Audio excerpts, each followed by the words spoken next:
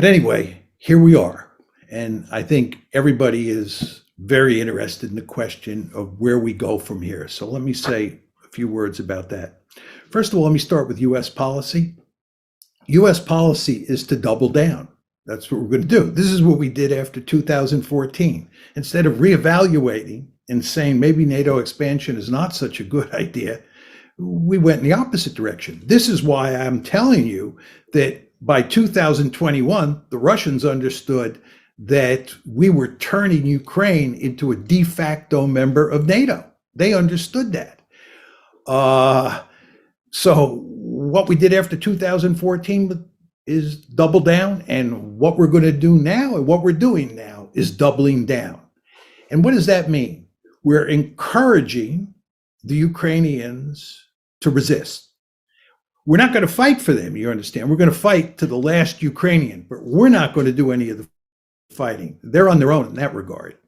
But we're going to arm them and do what we can to train them at this late date and hope that they can hang in there and duke it out with the Russians. And nobody believes they're going to defeat the Russians, but maybe you'll get a stalemate.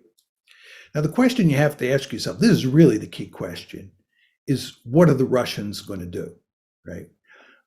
It seems to me that a lot of people in the West think that if the Ukrainians provide enough resistance, the Russians will roll over and play dead.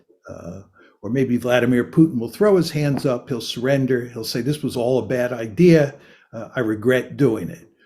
Or maybe there'll be a coup in Moscow, he'll be overthrown, and they'll bring in leaders who will work out a deal with us, and Ukraine will live happily ever after, we will live happily ever after, and the Russians will be chastened. I've spent my entire adult life studying great power politics. I know a lot about great power politics. This is not the way the world works, and it is certainly not the way the Russians work. You want to understand, going back to what I said about the April 2008 decision, the Russians said at the time, this is an existential threat. This is an existential threat, right? So even before the current war, Ukraine becoming part of NATO was viewed as an existential threat. Now you're talking about a situation where you defeat the Russians in Ukraine. This is a much worse outcome for the Russians than what happened in April 2008, and a much worse outcome than what happened in February 2014. And the Russians are not going to roll over and play dead. In fact, what the Russians are going to do is they're going to crush the Ukrainians. They're going to bring out the big guns. They're going to turn places like Kiev and other cities in Ukraine into rubble. They're going to do Fallujahs. They're going to do Mosuls. They're going to do Grozny's. You know what happened in World War II when the United States was faced with the possibility of having to invade the Japanese home islands in early 1945. The idea of invading the Japanese home islands after what happened at Iwo Jima and then later what happened in Okinawa really spooked us. So you know what we did? We decided to burn Japanese cities to the ground starting on March 10th, 1945.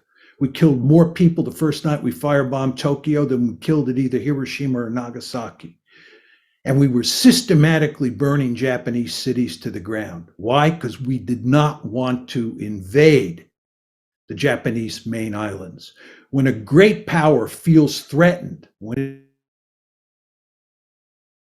Russians are going to pull out all stops in Ukraine to make sure that they win.